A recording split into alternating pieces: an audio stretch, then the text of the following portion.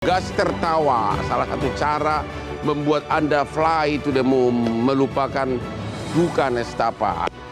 Pak Muammar MK yang sudah terkenal dengan menulis buku Jakarta Undercover.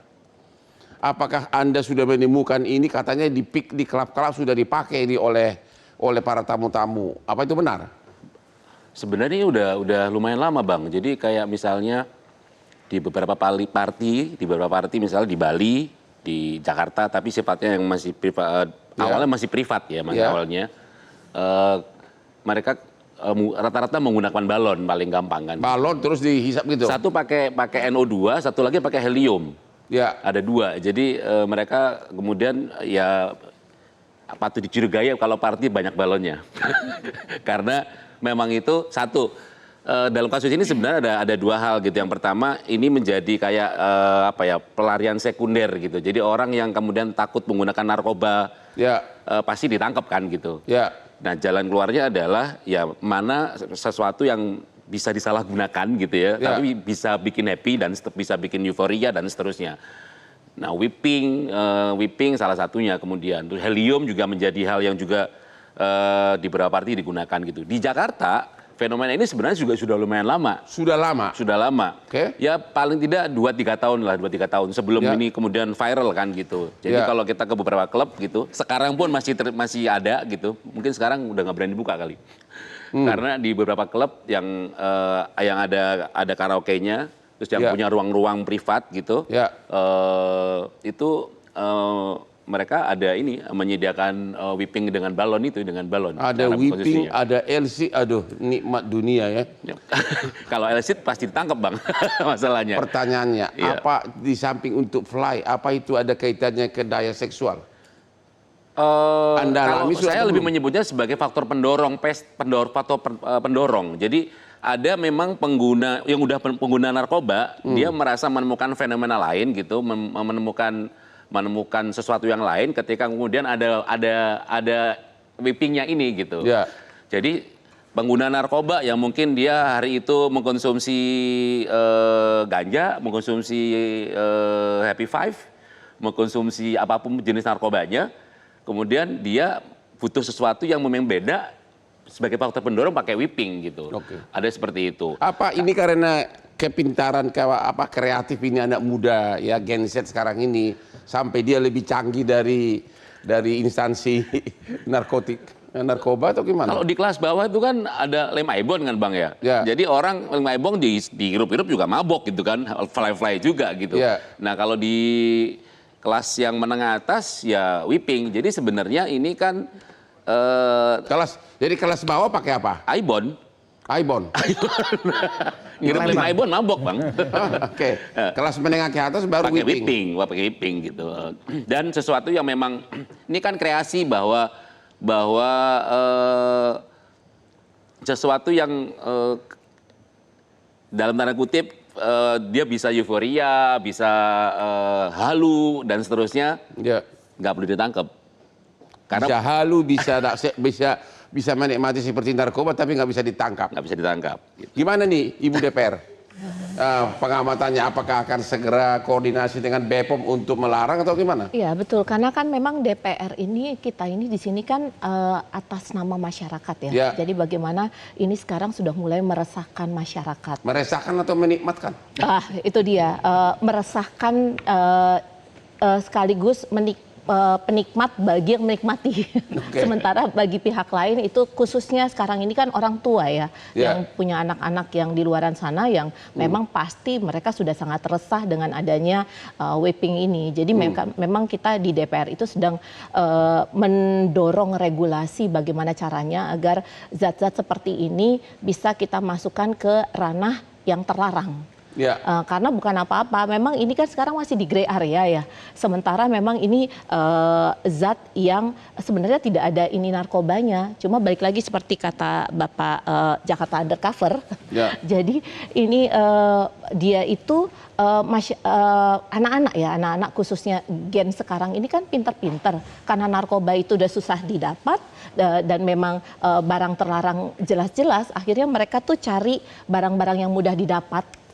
legal, tapi cari cara bagaimana caranya Tapi memabukkan. kalau ini dilarang, itu kan pengusaha kuliner gimana? Itu kan dipakai untuk bikin krim. Tapi kan ini kita lihat penggunaannya. Dan memang kalau setelah penggunaan itu kita lihat ke arah penggunaannya, tapi nanti kan di sana tuh karena efeknya tuh kadang kan nge-fly, terus malah membahayakan nyawa. Ya. Jadi memang itu sudah harus dikaji ulang, khususnya label ya. Kalau menurut aku nanti kita main di pelabelan, Ya. BP POM-nya, label halalnya, itu harus dikaji dan benar-benar kita harus lihat itu distributornya atau pembuatnya itu. Pak Bepom, apakah itu tidak cukup langsung hanya, kan lampiran undang-undang itu kan ada permen ya, permen.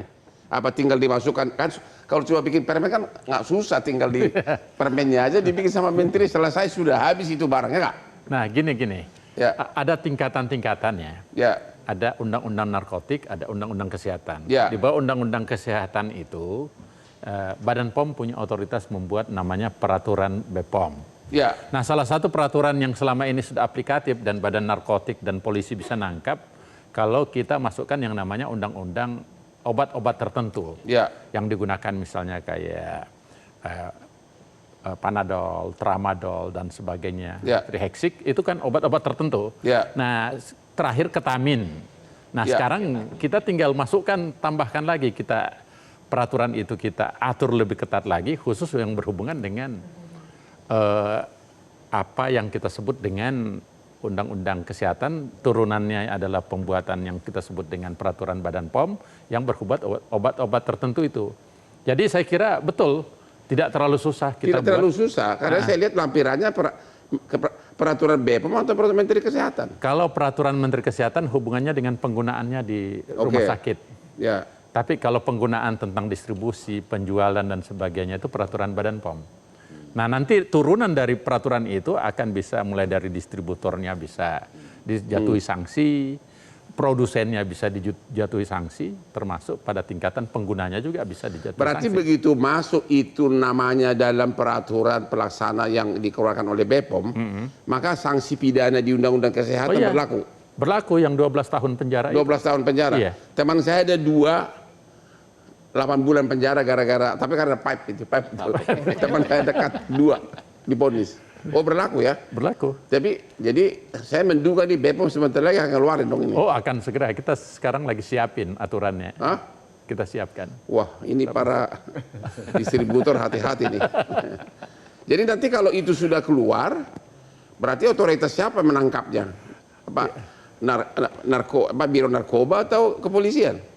Bisa, kita kan di Badan POM ada namanya Deputi Penindakan, ada Direktur Cyber, ada Direktur Intelijen, Penyidikan. Jadi kita bisa pro justisianya lewat kita. Oke. Nanti penuntutannya langsung di pengadilan. Nanti yang tangkap polisi.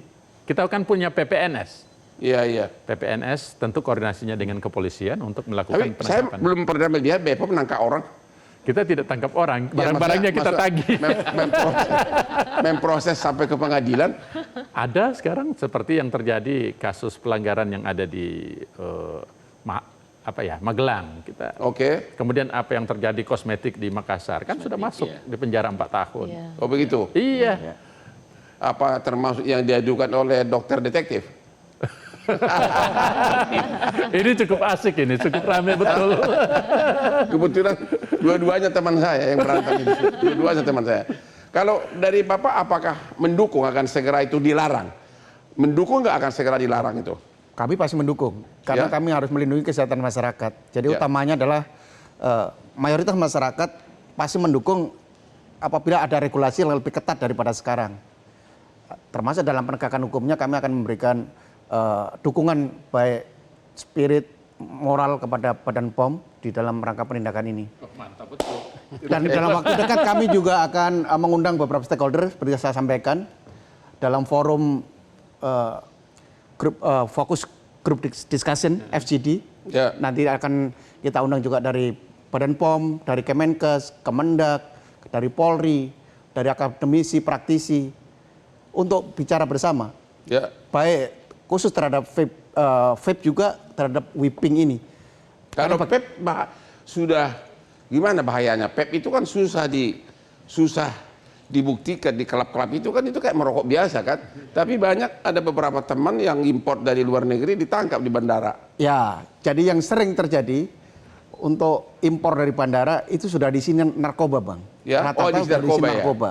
Jadi ditangkapnya bukan karena vape-nya, tapi karena memang isiannya e-liquidnya itu berisi narkoba. Jelajahi cara baru mendapatkan informasi. Download Metro TV Extend sekarang.